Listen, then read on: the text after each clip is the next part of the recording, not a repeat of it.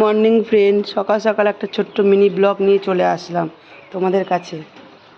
দেখো সকাল থেকে এত বৃষ্টি হচ্ছে কি পরিমাণে, তোমাদেরকে কি বলবো। আকাশটা পুরো মেঘলা, পুরো আকাশ মেঘলা আকাশ। মনে হচ্ছে সারাদিনই খুব বৃষ্টি হবে আজকে। এই যে আমার মা বাজার করে নিয়ে এসছে, কী কী বাজার করেছে চলো তোমাদেরকে দেখাই। এই যে এটা হলো বড় সরপুঁটি মাছ, চিংড়ি মাছ, এই দেখো কাঁকড়া,